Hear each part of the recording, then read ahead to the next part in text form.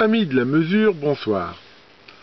Ce soir, je vous montre les nouvelles possibilités du multimètre Keysight 34460A. À savoir, on va explorer un petit peu le menu math. Alors, c'est quoi ce menu math? Et c'est un menu qu'on accède en appuyant sur Shift, la touche nulle math, et qui fait apparaître en bas, comme on peut le voir ici, différentes parties. Donc on voit ici DCV nul, DB, DBM, statistiques, limites.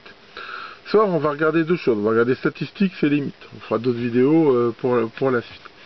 Là, j'ai tout bêtement branché le voltmètre sur la sortie de mon alim et que j'ai réglé à environ 5 volts. J'ai réduit un petit peu la précision de l'affichage pour pas avoir trop de zéro. On va déjà regarder ce que c'est que ce menu statistique. On avait déjà regardé le menu histogramme dans une autre vidéo qui permettait de voir la dispersion en fait à un moment donné d'une mesure. Donc ça c'est un petit peu la même chose mais avec en fait les valeurs numériques. Donc quand on appuie ici sur statistiques, on peut voir qu'on a ici le minimum, le span, c'est-à-dire la différence entre le min et le max, la valeur moyenne, la statistique de déviation et le max. Et ici, on voit le nombre de samples. On monte tout le temps. Si je varie mon voltage, par exemple, là, je descends jusqu'ici, puis je vais le remonter, par exemple, jusqu'à 6 volts. Donc, on voit que sur toute cette période de temps, on voit bien le min, le max, et la déviation maximum ici qui a été de 2 volts 39. À tout moment on peut appuyer sur Clear Readings et en fait ça remet tout à 0 et ça se remet à compter.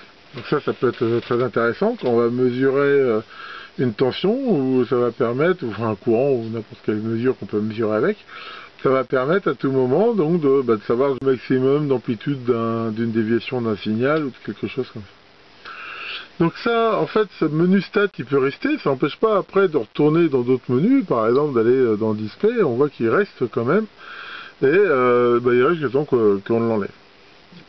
Donc ça c'est le menu stat. Maintenant on va regarder le menu min-max. Donc ici je vais retourner ici dans le menu math, là bon je vais enlever les statistiques, donc ici il suffit de faire show hide.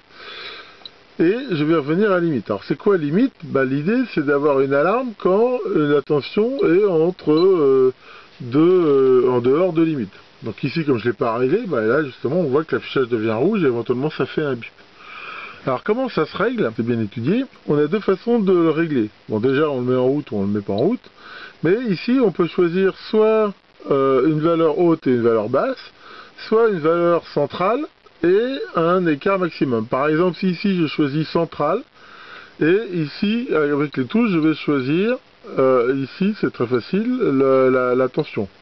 Donc là, par exemple, je choisis 5 volts 0,000, et ici le span, c'est-à-dire que moi je veux pas que ça varie plus de 1 volt. Donc une fois qu'on a réglé le center, le span, ou le low, le height, c'est pareil, on va choisir si on veut une alarme sonore ou pas quand on est hors limite, et ici, on voit que quand je dépasse la limite, ça fait un bip et l'affichage devient rouge.